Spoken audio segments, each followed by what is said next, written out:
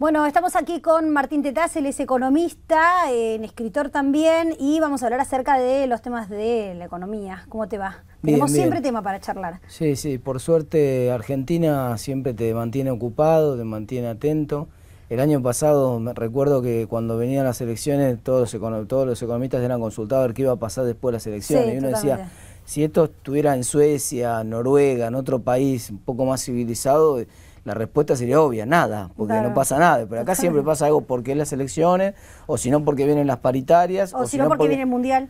Siempre hay alguna razón para la cual algo pasa. Bueno, lo que sí pasa y va a pasar, y es una constante, es la inflación. Dentro de pocos días se va a conocer el índice de febrero y las presunciones que hay hasta el momento es que se va a mantener en un alto índice tal como ocurrió en enero. Sí, por dos razones básicamente, inclusive lo más probable es que sea mayor que el índice de enero, por dos razones. La primera es que buena parte, lo que llama en economía el efecto arrastre, en estadística en realidad, que tiene que ver con esto de que la inflación es un promedio de los precios, el índice de precio al consumidor es un promedio de los precios a lo largo de todo el mes. Entonces, al ser un promedio de precios, como la devaluación fue en la última semana de enero, el índice de enero captó muy poco del efecto de la devaluación y buena parte de ese efecto impacta realmente en el índice de febrero, por un lado. Pero por otro lado, porque cuando uno mira algunos indicadores que son adelantados de lo que va a pasar con la inflación, por ejemplo, lo que publica la gente de inflacionverdadera.com, viste que ellos tienen un motorcito de búsqueda de internet que entra todos los días a la página de los distintos supermercados de Argentina, tienen página online y hace una compra virtual siempre del mismo changuito. Entonces todos los días sabes cuánto está aumentando un changuito estándar. Y lo cierto es que ese changuito venía aumentando justamente al 3,67% en enero, casi par y paso con la inflación oficial del INDEC, y ahora en febrero viene aumentando 4,6%, entonces viene bastante más acelerado.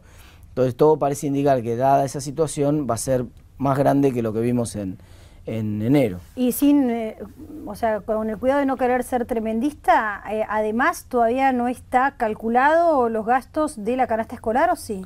No, sí, los gastos de la canasta escolar ya están, van a entrar en febrero. Es decir, podría suponer que en marzo, perdón, que en febrero, ahora vamos a conocer el de enero, que en febrero vaya a haber un índice menor, ¿o no? No, a ver, en el mes de febrero buena parte de los aumentos en la canasta escolar ya entraron porque Sí. la mayor parte de la familia compraron durante febrero y lo cierto es que ahí fue cuando se produjo la remarcación. En marzo ahora todavía no sabemos porque números de inflación verdadera la primera semana de marzo no hay todavía, pero presuntamente la aceleración que se vio en febrero es de esperar que, por lo menos la sensación térmica que paró, ¿no? La tormenta fuerte paró en ese sentido.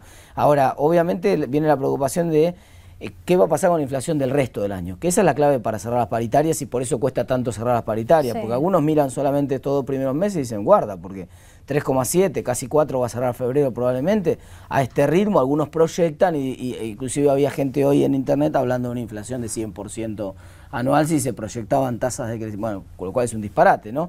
Pero más allá de eso, lo cierto es que los precios vienen lanzados a una velocidad importante, entonces uno piensa que después de pasar las paritarias, abril, mayo pueden ser meses de desaceleración, pero hay que verlo eso. En los hechos los precios se vienen acelerando mucho, no aparece un plan del gobierno todavía para bajarlos y por eso cuesta tanto cerrar las paritarias, porque la gente está pensando que si cierran un porcentaje determinado, en 3-4 meses se lo come la inflación. Entonces, de todas maneras, las paritarias de los docentes y de los estatales en la provincia de Buenos Aires, por ejemplo, parece que no va a moverse de entre el 25,5, no sé, es muy difícil que puedan subir más, porque ya van a llamar la próxima semana probablemente a una conciliación obligatoria, ¿no? Sí, no, lo que no obsta que las medidas de protesta puedan continuar, es decir, Sí. tendrán que ser más creativos con la medida de protesta, inclusive esta medida, bueno, de la conciliación obligatoria, fuerza a sentarse a negociar de vuelta, pero no te fuerza que vos tengas que aceptar de prepo un 25, ¿no? Claro. Entonces vos tenés que levantar transitoriamente la medida, supuestamente esa puntual, volver a las aulas, lo cual es una excelente idea, porque uno siempre pregunta si no hay algún modo más civilizado, alternativo, creativo de hacer la protesta para que los chicos no sean los que terminen perdiendo, ¿no? Claro. Todos los años se repite la misma historia. Entonces, pero lo cierto es que es muy difícil pensar que los docentes cierren un número de 25%, porque es prácticamente el mismo número que le dieron el año pasado. Año pasado. Y estamos hablando de una inflación que en los cálculos razonables, habla de que va a ser alrededor de un 10% más alta de lo que fue la inflación del año pasado. Entonces, mínimo van a estar pidiendo alrededor del 30, 31. Veo muy difícil que cierren por debajo del 30. ¿Qué va a pasar con el dólar? También una pregunta hiper remanida, ¿no? Pero parecía que estaba estable, de pronto tuvo una baja el dólar paralelo. Algunos hablan de una proyección del dólar oficial en suba, por lo menos acompañando la inflación hacia fin de año. ¿Cómo ves vos ese escenario?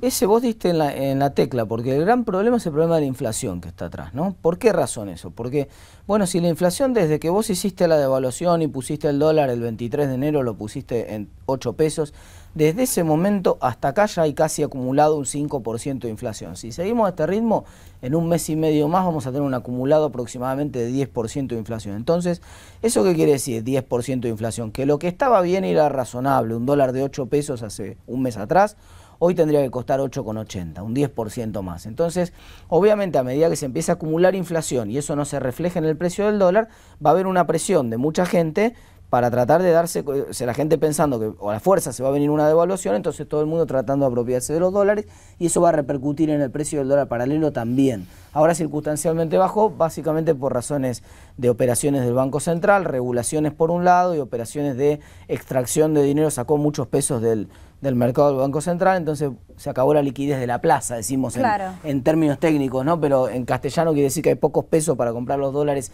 en este momento, pero bueno, esto hay que ver si sigue en los próximos meses. Es difícil de sostener porque le sale plata al Banco Central para retirar todos esos pesos del mercado, tiene que pagar un interés, y entonces eso es pan para hoy y hambre para mañana. Todo el mundo dice esto lo van a poder sostener de acá a fin de año, digamos. Hoy se adjudicaba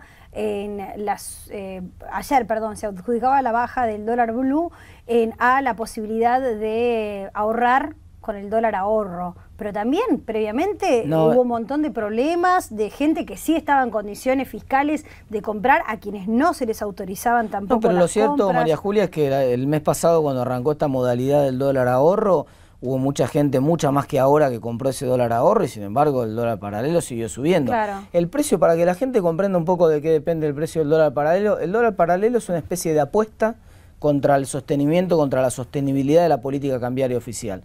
Si la gente cree que ese 8 pesos no es sostenible, el dólar paralelo va a subir. Sí. En la medida que vos veas que la gente tiene confianza en la política económica, empieza a ver que el gobierno puede dominar un poco la economía y el dólar sobre todo, y crea que ese valor de 8 puede permanecer un periodo de tiempo largo, entonces ese valor del dólar paralelo se pincha. No tiene ningún sentido pagar un dólar de 11 pesos cuando uno piensa que el dólar va a seguir durante mucho tiempo más en 8 pesos. Entonces, claro, básicamente es eso. Lo que pasa es que no parece haber señales claras de que para fin de año, o inclusive quizás antes, no tengamos un problema de vuelta con el dólar. ¿Crees que el país se va a volver a endeudar? ¿O se va a endeudar? ¿No se va a volver a endeudar? Sí, y me parece razonable que así sea, porque de otra manera la única posibilidad que tiene es o aumentás la emisión monetaria ahora y otra vez entras en un problema de inflación, o achicás la economía, achicás el gasto público y esto va a generar obviamente contracción de la actividad económica, más recesión. Entonces un momento malo de la economía para achicar el gasto público, que es una tarea que eventualmente habrá que hacer, pero justamente no ahora. Entonces este es un momento en el cual, para pasar la tormenta de la recesión esta, lo más adecuado sería financiarse con deuda externa, de manera tal de asegurarnos de que entren de alguna manera financiamiento del exterior a la economía y empiece a reactivarse un poco. Así que me parece que ese es el camino que va a buscar el gobierno, ya lo buscó a través de Repsol ahora, lo va a seguir buscando, a través de YPF, ahora lo va a seguir buscando y me parece que está bien. Por otro lado, volviendo al tema de la inflación y a la forma en la que el gobierno, o a la única respuesta que da el gobierno a ese tema, el secretario de Comercio se volvió a reunir con empresarios de supermercados, con yerbateros, para ampliar un poco la lista y para intentar sostener esta lista de precios cuidados. Insistió la presidenta también en su discurso inaugural de las sesiones sobre la responsabilidad de los consumidores para cuidar el precio. Digo, ¿hay algún lugar del mundo a donde los consumidores hayan logrado frenar la inflación o frenar una remarcación de precios frente a un escenario parecido al nuestro?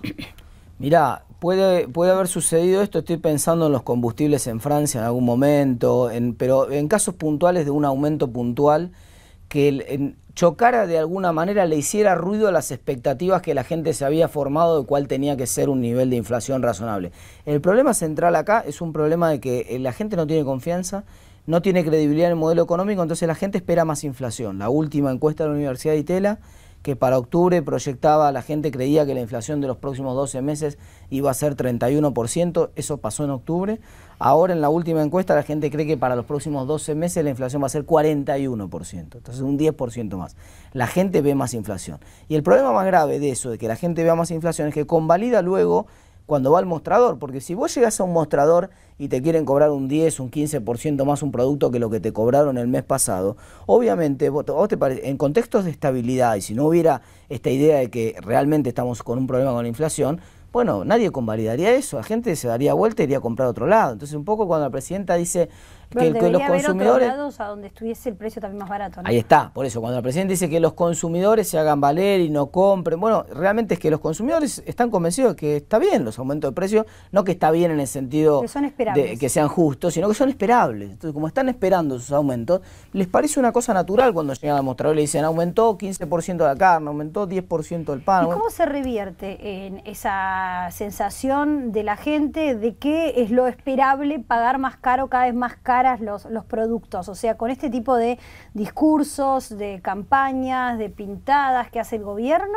Mira, reconstruir la credibilidad es una tarea muy ardua, romperla siempre es mucho más fácil, pero reconstruir la credibilidad es una tarea muy ardua y básicamente lo que se necesita para que pase eso es que el gobierno le diga a la gente lo que va a pasar y lo que va a hacer, cuál es su plan, cuáles son sus metas, que le muestre metas, entonces en las distintas variables de la economía y que efectivamente termine siendo lo que el gobierno dice que va a hacer. Entonces, por ejemplo, por mencionar un caso, que el gobierno le explique a la gente, como más o menos le dijo, que el problema de la inflación de enero y febrero era un problema con la devaluación, pero que en marzo la inflación va a ser, digamos, de 3%, y en abril de 2%, y en mayo de 1,5%, y que efectivamente pase eso, que llegue marzo y la inflación sea 3%, llegue abril y sea 2%, y llegue en mayo y sea 1,5%. Si esto efectivamente pasa, lo que la gente va a decir es, bueno, efectivamente tenía razón el gobierno, esto es lo que está pasando, le va a creer de vuelta al gobierno en lo sucesivo. Hoy por hoy el gobierno dice una cosa y no le cree la gente, entonces al no creerle es muy difícil, sin credibilidad, es muy difícil que las expectativas se rompan a la baja. Bueno, una de las bases de la falta de credibilidad hacia el gobierno, sobre todo acerca de la inflación, tenía que ver con el índice de precios. Ahora tenemos el nuevo IPC y en los 2 primeros meses al menos no está defraudando.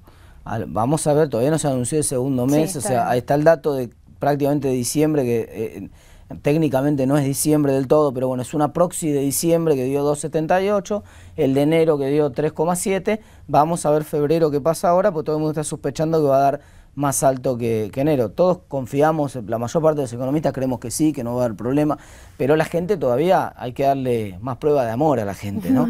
La gente todavía no necesita, después que vos te castigaron durante mucho tiempo y perdiste la confianza en alguien y no le crees, la verdad que tiene que demostrar, no alcanza con una sola demostración, ¿no? Martín, ya salió en las librerías, ¿no? ¿Tu libro? Sí, salió Psychonomics, lamentablemente iba a traer uno, pero me lo olvidé en el auto, así vos que... también, estás vendiendo el libro, no te olvidas el auto, en el auto es una cosa. Sí, no, pero mejor porque así la gente se queda con la inquietud, de decir, ¿cómo será la tapa del libro? Aunque sea voy a ir a la librería, voy a pedir Psychonomics, que ya te digo, es el primer libro en Latinoamérica de economía de comportamiento, no había ninguno escrito sobre economía de comportamiento, que es la mezcla entre psicología y economía, y lo que por lo menos tratamos de hacer con la editorial, que creo que está bueno, es escribirlo en un tono de divulgación, que no necesites vos ni saber mucho de economía, ni saber mucho de psicología, una persona que simplemente tenga ganas de leer, que tenga mucha curiosidad de saber qué sale cuando en la coctelera metés psicología y economía y apretás el botón, y bueno, esa gente que pueda leerlo. Martín, muchísimas gracias. No, gracias. Muy amable. Nosotros ya volvemos.